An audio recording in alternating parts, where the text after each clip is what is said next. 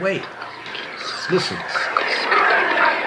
You didn't know what you were looking for till you heard the voices in your ear. All right, ladies and gentlemen, welcome to another episode of That Gangstalking Show. I'm your host, NTI, Doug. I've been a targeted individual since 2004, and yes, I have actually seen a microwave auditory hearing device. I'm going to show you an artist rendition, my rendition, I'm not an artist, of what it looks like. I'm going to get to that later, but to start things off, when you heard the intro to this music, I'm going to play it again. You can hear it's whispering, it's non-tangible voices. The name of that song is Voices. It's from Cheap Trick, from their Dream Police album. It was a really kick-ass album back in the day, and it still is. Pop music today, rock music today, doesn't have anything like them. Once again, this episode is about the microwave auditory effect and the device that I saw. I'm going to get into that. I'm going to slow things down because I notice in my other videos I'm just pushing the accelerator too fast, and the reason I'm doing that, or I've done that, is because I really want to make these videos short and concise, but there's just no way in hell that I can do so without a decent camera and the tools to edit it, because there's a lot of things that I say in these videos where I may get a time wrong, or maybe a date wrong, or a place wrong, but the story is still factual. And the reason it's that way is just because I'm pressed for time, and I'm sure if a psychologist were to ever look at it, he goes, "Oh, that's pressure speech right there. He's got bipolar disorder."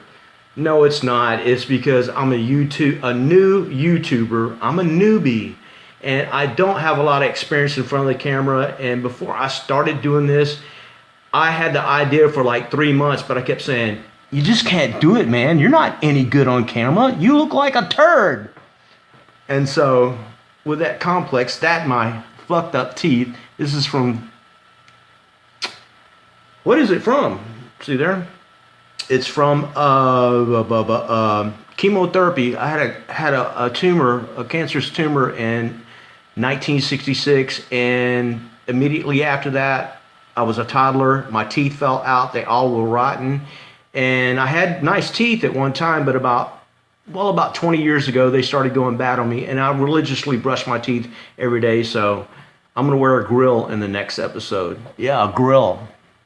So please like, subscribe, and follow. I got a Facebook page. It is That Gangstalking Show at Gangstalking Central. Yeah. Twitter, I'm at Gangstalking 101. And I've got a GoFundMe page. I really need a decent computer that's got enough RAM, at least 8 to 16 gigabytes of RAM and a fast processor, because there's no way that I can edit what you see. Excuse me, what you see that comes from my Samsung Galaxy Core Prime. My computer, I just cannot edit it. I can do an intro clip and I can do an outro, but I can't splice up the segments of the video once it's started. So the first thing that I'm going to do, I know 99% of the people out there who are watching this video, you already know what microwave hearing is, you know what voice to skull is, but for the people out there, I just want to say this. This is what Wikipedia has to say about it. I agree with some of it, and there's a part about conspiracy theories where the page has not been updated, and you know they really they're just, it's bullshit. But I'll comment on each section as I read it. Cheers. Now this is solely for the people who don't know what microwave hearing is. If your loved one says, you know, someone is putting words into my head, that can happen. Nobody can actually put thoughts in your head, but they can put words in your head. On one occasion, I assume it was the voice to skull, I heard very, very vivid, tangible, auditory responses and words that were directing me to do this and do that, and I wasn't compliant with them. I was like, fuck you, but they couldn't hear me say fuck you. I know they couldn't, because that would entail mind reading, and these clowns can't not read fucking minds. I'll get into mind reading on another episode. Please don't light me up and go, hey, bud, they can really read your fucking mind. I don't want to get in that. Maybe the NSA can do it if you're in a fucking lab and you've got like 30 fucking EEG electrodes hooked up and you're very, very still, and they put a fMRI, which is a functional magnetic, whatever, I can't pronounce all that shit. But if you're hooked up and they've got all this shit on you, yeah, they can do it, but it's not 100% fucking really good. Okay, for those out there that don't know what the microwave auditory effect is, the microwave auditory effect, also known as the microwave hearing effect or the Frey effect, consists of audible clicks or, with speech modulation, spoken words, induced by pulsed/modulated microwave frequencies. The clicks are generated directly inside the human head without the need of any receiving electronic device. The effect was first reported by persons working in the vicinity of radar transponders during World War II.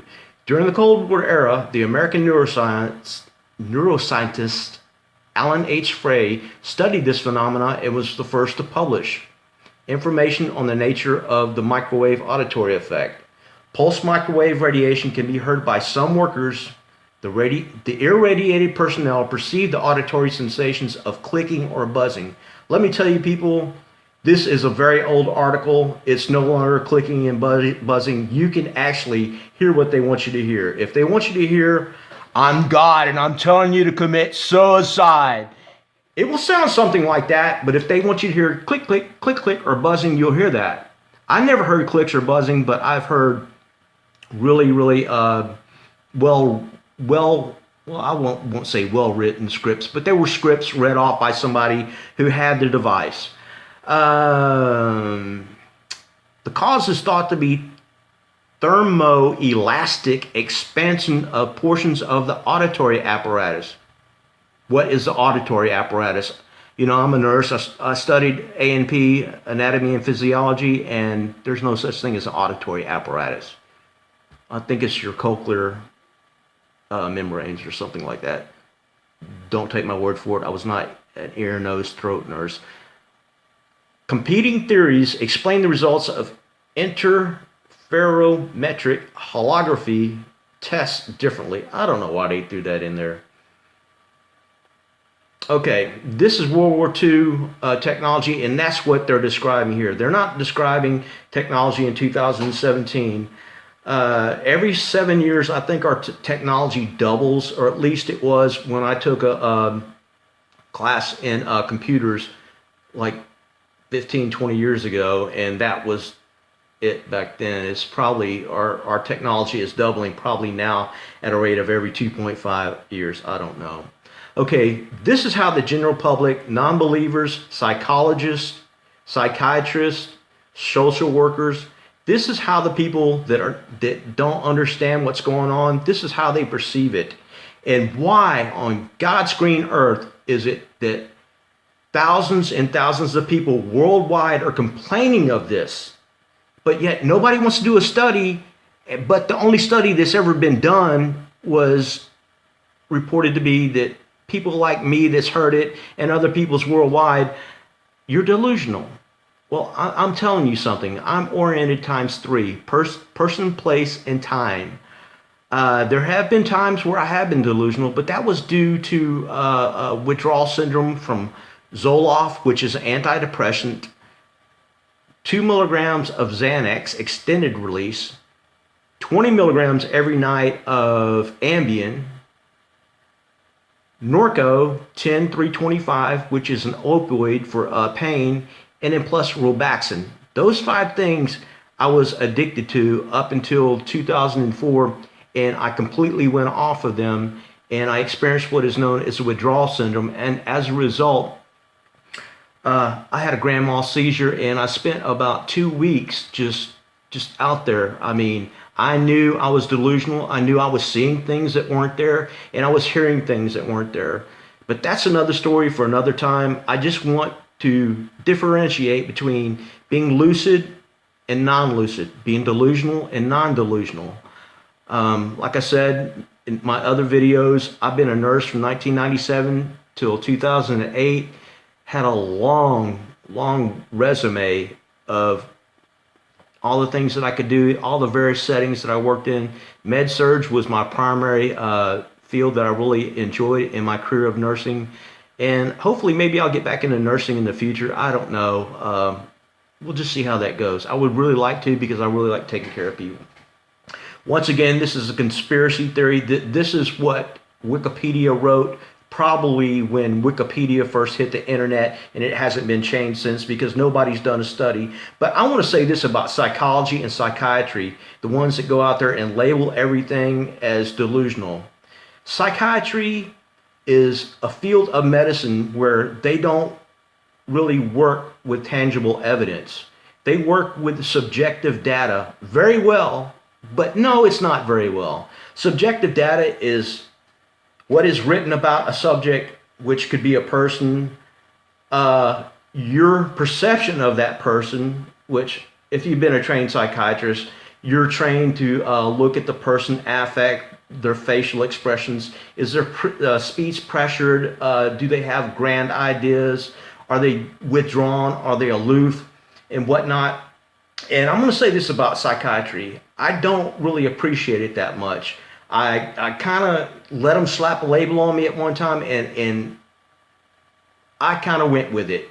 But now that I've gotten off the medication, I'm back the way that I was prior to ever seeing a psychiatrist. And I will say this, I did try to explain gang stalking to a psychiatrist, and he was like, I'm sorry, Doug, but you're delusional. It didn't happen to you. No, people aren't running around following you at Walmart, at the grocery store. People aren't honking horns at you. It's going to be okay. Just take this medicine. You'll feel better. I promise. I'm sure some of you people have a lot of stories out there on this. Once again, to add to psychiatry, I cannot remember what year it was. It was in the early 70s. Psychiatry actually, at one point in its history, up until the early 70s, labeled homosexuality as a mental illness or a mental disorder. I haven't read that in a long time. I should have researched it, but it really doesn't have anything to do with what I'm talking about. I'm just inferring that psychiatry in the DSM, I believe it's a Diagnostic Statistical Manual of Psychiatric Disorders or something to that effect. They once labeled people who are homosexuals as having mental illness. And if you were to say that today, they would hang every psychiatrist in the country, because as you know, lesbians, gays, transgenders, or whatever, these people, they found their place in life. But it's time for a beer sip. This is what psychiatrists think about conspiracy theories related to microwave auditory hearing effect. I'm going to tell you about what I saw in a minute. I just want to get this out of the way. Numerous individuals suffering from auditory hallucinations, delusional disorders, or other mental illness have claimed that government agents use forms of mind control technologies based on microwave signals to transmit sounds and thoughts into their heads as a form of electronic harassment, referring to the technology as voice to skull or V2K. I want to say something about mind control. My mind has never been controlled. It was nothing but electronic harassment. There are extensive online support networks and numerous websites maintained by people fearing mind control. California psychiatrist Dr. Alan Drucker has identified evidence of delusional disorders on many of these websites, and other psychologists are divided over whether such sites reinforce mental troubles or act as a form of group or social support. So basically, if you got a website about gang stalking and they're talking about microwave hearing devices, they think that these websites are all delusional, but they're not.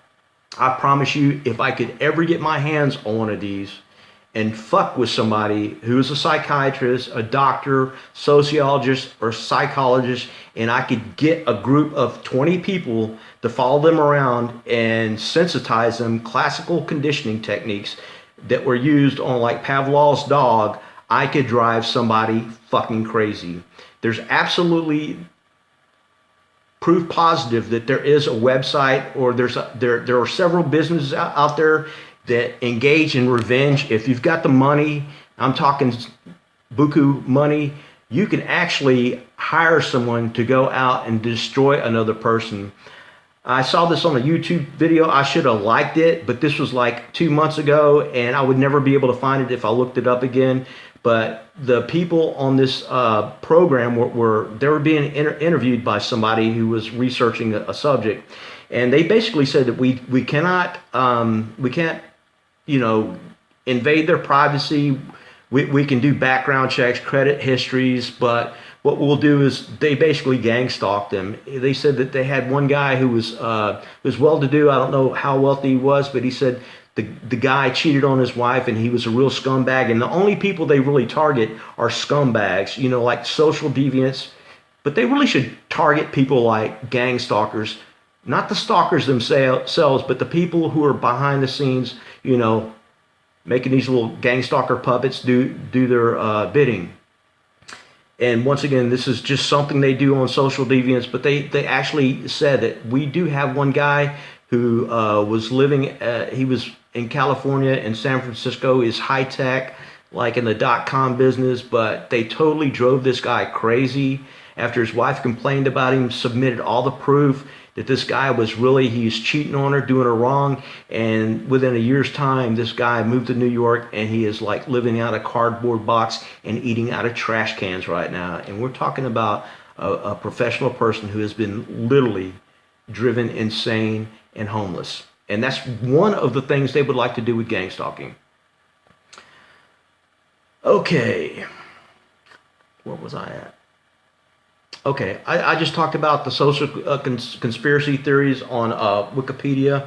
This video is, I don't know how long it's going to last. I'm tired of talking super fast to try to shorten these videos. If you're not interested or whatever, leave. I don't care, but I promise you it's going to get interesting here in a few minutes, and I'm going to tell you my personal story on when I actually saw a microwave auditory hearing device or voice to skull. I want to set this up. This happened to me in November of 2015. I really should have went and made a police statement. I really should have went to the administrative offices of ETMC in Tyler, Texas.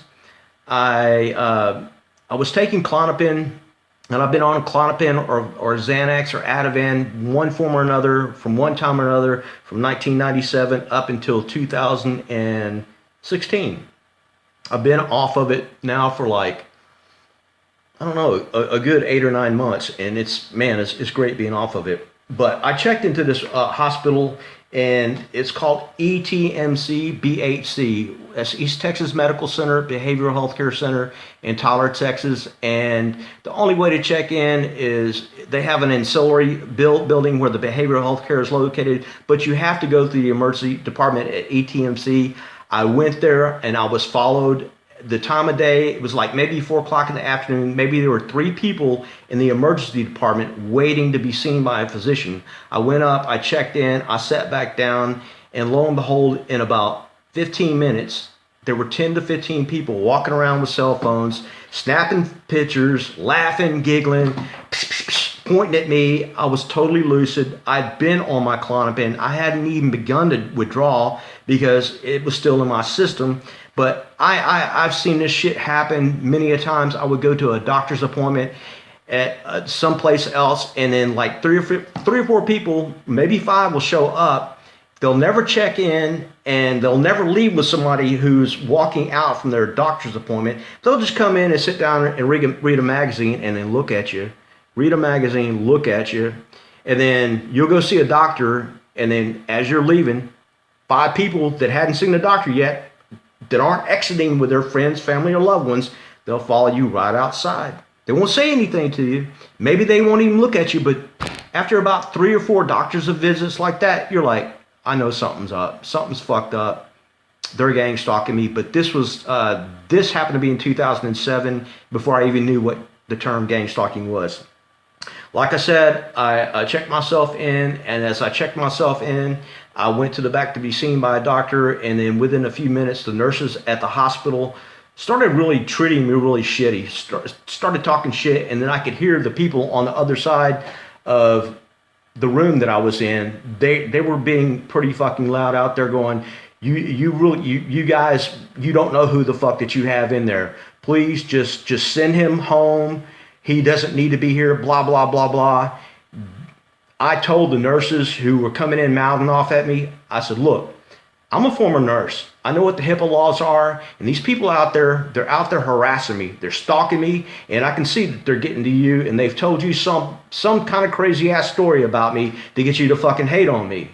I'm telling you, you better fucking treat me right, and you better follow the HIPAA Act. You better make those clowns leave, or I'm going to call my attorney. Then 3 minutes, they were gone. They didn't hear anymore. The nurse came back in, and she was just all fucking hokey dokey. She lost that foul ass fucking attitude that she had.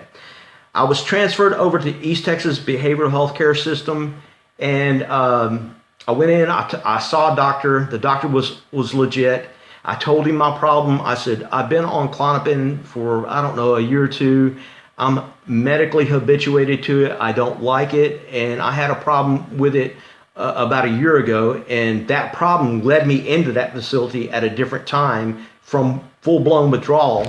But this time I wasn't in withdrawal. I was there to withdraw and under medical supervision. I checked in, and I want to say this little caveat here. The staff there, they harassed me. The first couple of days, they kind of kept it low key, but when I was there a year prior to that, they were really mobbing me bad. But I thought this time, if they harass me, I can just leave. You know, I'll just fucking leave, fuck them. And I thought that I was going to go in there with a good attitude, and I was going to get off Klonopin, and I was going to successfully withdraw from it. Well, Monday night, I slept good. I didn't hear too awful much banter from these people. Tuesday night, didn't hear much. Wednesday afternoon, there's this big black guy who's a mental health technician. There's this tall white guy who's a rec director. And there's this blonde nurse. She's probably around my age, in her 50s. And they were all harassing me. The black guy kept popping off. Nobody else was around me. And he kept saying to the other staff, we have got to get this guy on the lockdown unit. I hate this motherfucker, and I want to beat the living shit out of him. So this was not just some talk about somebody whose ass he wanted to whoop in his hometown or in his, in his neighborhood. He was specifically referring to someone there at the hospital, and that specific someone was me. And the other person was like, well, what are we going to do? He goes, well, we got to get the doctor in on it. Is Dr. So-and-so, do you think he'll get on it and write the order to send him to the lockdown unit? He goes, I don't know, but he might if we tell him what's going on. Well, that between those two guys and the rec director, they were all mouthing off at me. They were saying things to infer or imply that they wanted to harm me, and I just kind of blew it off. I couldn't hear everything that they said, but I heard a great deal of what they said, and I was just blown away, and I was actually sad because I'm gonna let you know something. Prior to becoming a nurse, I worked at Russ State Hospital, which is a state hospital in Texas, in East Texas, Russ, Texas. I was a mental health technician there for 3 years. I worked on the most violent unit, what they call below maximum security, and we had the most violent patients at the whole hospital, and we took care of hundreds of people. And almost daily, I would have to restrain somebody, and I actually tore a ligament in 1983 restraining somebody, and I had to leave that. But a year later, I moved to Austin, Texas. I was a mental health tech down there. Let me see. In 1990, I worked at a children's home for boys that were like, on my particular unit, they were 14 to like 18 years old, and they were there because they were taken out of their family's home from Child Protective Services because either they were not acting right in the family, or the mom and dad was just not good model parents, and they were doing crazy shit in front of them. I worked there for 3 years. I was a lead counselor there. I also worked at a place in Tyler called the Andrews Center, and this was while I was going to nursing school. I would go to nursing school 5 days a week, 8 a.m. to about 4 o'clock in the afternoon, and then Friday night at 10, I would go to work at this group home for 12 profoundly mentally retarded men, and I would literally have to bathe them, cook meals, in some cases feed them. And I would do this Friday night until like it was either Sunday night I got off at 10 o'clock or Monday at 6 o'clock in the morning. And I did this for a full year. So as you can tell, I've got a lot of experience in mental health care. Now, getting down to Wednesday night, let me set up the room before I show you a drawing of what this device looks like. I was in a room that was about 12 feet wide by 16 feet long. The height of the ceiling was about 14 feet, and about 10 feet high, which you could not access, was a window with industrial plate glass on it, or industrial strength glass, I should say. And the only thing I could see out of that window was a little tree. It was probably about this wide, and some limbs hanging down with some leaves. And every night that I was there, the moon was out at nighttime, and I could see the tree, and it was like the only thing I looked at. On Wednesday night, I went to bed and at about 10 o'clock, and then I got up because I started hearing some funny ass noises. And I'm going to play a little clip from this band. It's called Cheap Trick. Just bear with me real quick. This is what I was hearing. But before I get into that, like I said, I could see this tree. And then when I heard the noises, I wasn't focusing on the tree or anything like that. But after I left, the noise that I was hearing, which sounded like a bunch of people talking, but nothing tangible, nothing that was concrete, like, hey, we want to kill you or anything like that. I mean, I really couldn't hear a speech being articulated very well, and I knew I was not hallucinating or delusional or anything to that effect. But this is what I heard. You heard it at the beginning of this video. If I can get it to come back up one more time. Come on, baby, come on, talk to daddy. Please bear with me. I've got to get a new app for my computer. This program, it just sucks. It won't pull music up. I'm gonna kill it. Anyway, if you heard the beginning of this video, that was Cheap Trick. You heard the voices. It was psh, psh, psh, psh, psh. There's been occasions where I've actually heard people talking to me, but this was not the case this time. So I'm laying in bed, I get up and leave, I come back, and I'm like, damn, you know, I hear this shit again. I'm like, I know I'm not hallucinating, I'm totally lucid, I'm with it. So I'm not in the withdrawal phase yet, and Klonopin has got a long half-life. That means the drug can stay in you for a very, very long time before you even begin to experience symptoms. Now, this is my rendition of what I saw. What I saw was a small tree in that window, and it's probably 20 feet away from me because the tree was right outside the window.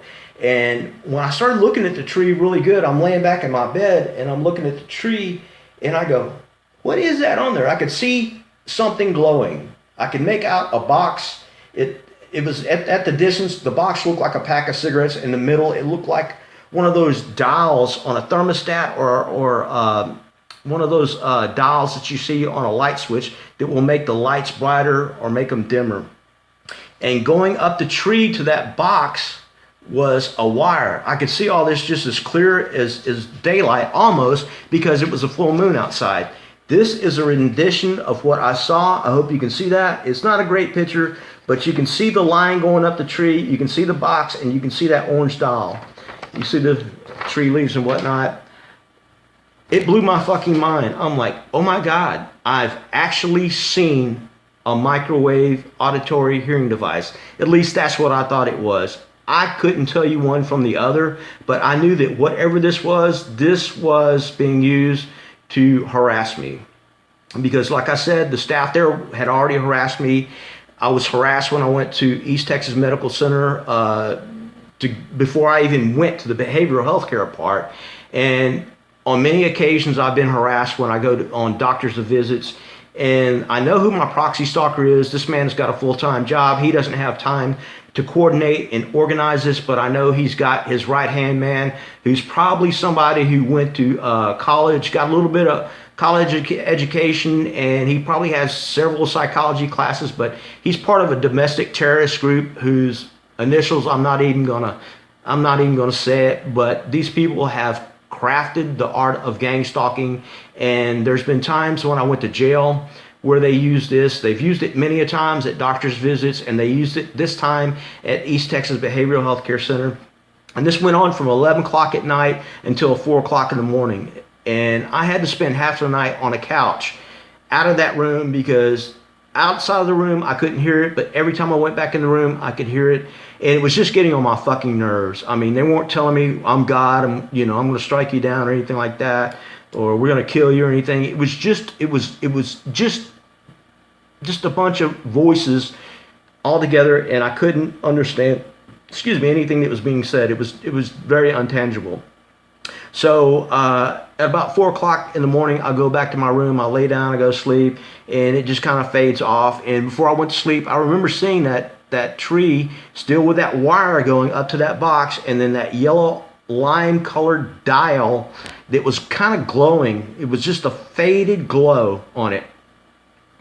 And it just blew me away. I was like, man, I've actually seen one of these things, because I've been on the internet looking for actual devices, and the best thing I've ever seen is someone taking apart a microwave, a blown sketch drawing, schematic that shows how you can build one. But I always thought that one would probably be like what you see in a cop with a radar gun. They got the gun, it's got the cone shape at the end, and then I imagine somebody with a microphone, or perhaps the microphone going into the computer plugged into the gun, and they just aim it at you so where they can direct it to your head so you can hear it and other people can't hear it. It wasn't anything like what I expected it, but that's my story, people, and it's the honest to God's truth. Totally lucid, not delusional, nothing like that. The next day I got up and I requested to see the doctor, and he's like, how's things going? How's the withdrawal process? And I go, well, I'm really not even withdrawing yet. I've only been here like 2 or 3 days, and it takes a good 9 days for me to even start to go into withdrawals, because Klonopin has a long half-life. He goes, yeah, that's true. And I go, but I want out of here. And he goes, well, why do you want to leave? And I go, I just don't like the way things are going, and I don't want to get into it. I just want to leave. And he goes, well, I just really just want you to stay and want to see you get off this.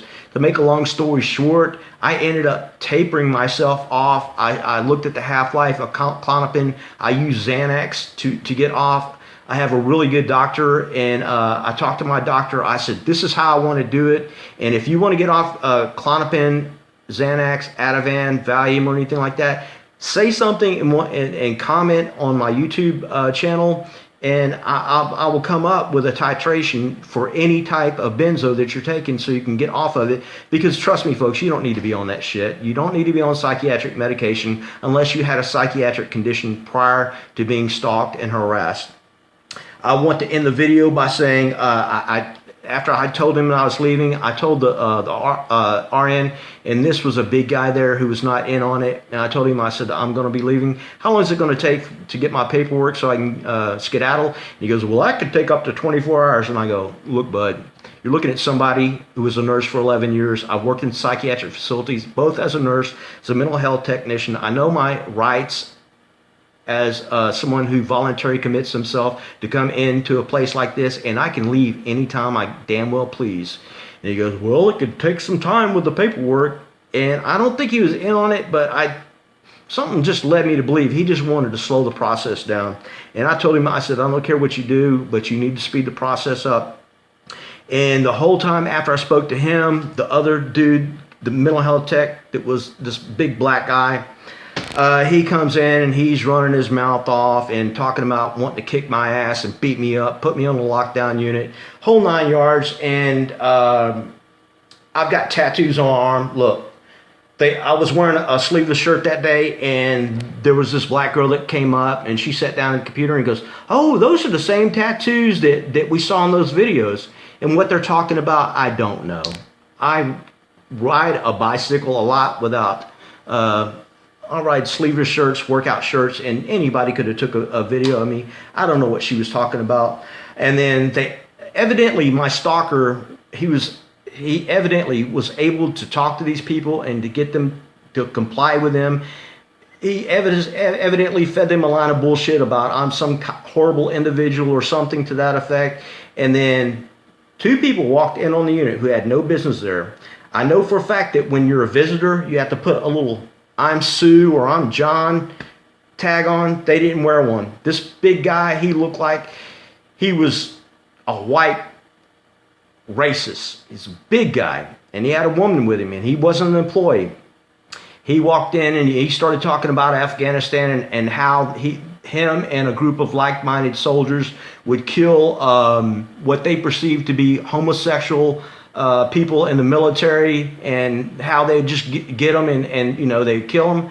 And I think he wasn't talking about you know, the early phase of Afghanistan. I'm thinking he's talking around 2001 or something like that, because he was a little bit older guy, but he was just a big burly guy. He had these racist tattoos on him. I mean, I don't want to describe the tattoos, but he wasn't supposed to be there. And he would turn around after looking at the front desk, say, I'm at the desk and I'm him and I'm talking to the guy over here. He would turn around and look at me. And then he'd look back at them. Yeah, that's him. And he ran his mouth. And then him and the big black guy and the recreational worker, that when it was time for me to leave, they all escorted me outside to get my personal effects so I could leave. And I kept thinking, these motherfuckers are going to jump me. They're going to do something to keep me here on the lockdown unit. But all it was to harass me. After I walked out, I take that back. The white guy wasn't with him at the time. As I was walking out the door, the white recreation guy was sitting in a chair, and he looked at me. And I'm going to do his look directly in the camera.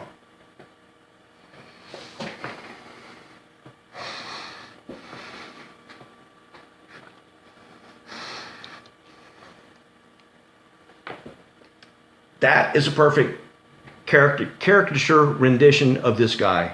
For whatever they told him, he believed it. And I could see that this guy wanted to literally snap my fucking neck off. I left the place and I waited too long to go to the administrative building of, or report to the administrative officials, file a complaint, and then go to my attorney to tell him about it. I don't know why. I just let it slide. Like so much shit in the past I've let it slide. But now that I'm doing these videos, and in the past year, I said, fuck it. I'm not letting shit slide anymore. I've got an attorney. I told my attorney about it, and he goes, well, it's a little bit too long ago.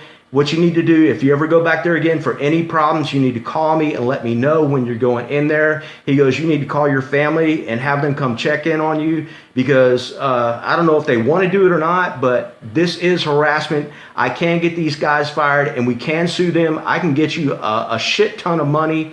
So I don't know. I don't think I'll go back in there anymore, because I no longer take medication for major depression. I'm no longer on pain pills. I'm no longer on, I take that back. I'm on tramadol, but I only take a little bit at a time, and it really doesn't do any good. But at least tramadol is not addictive, not unless you want to try to abuse it, and that's something I don't want to do, and that's something I don't want to get into. I'm no longer on Xanax, Klonopin, Ativan, or Valium.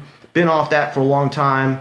I'm just on my blood pressure and my thyroid. That's it, basically. So anyway, that's the end of this video. Please like and subscribe, comment if you want to see future episodes on, like, just you name it. You name what the show should be about. Suggest it to me, and I'll research it. I'll look it up, and I'll do the show. What I want to do with the show is I want to get a coalition of people out there who are like-minded, who have been affected by gang stalking. And gang stalking is just not in the United States. It's in Canada. It's in the UK. It's all over Europe.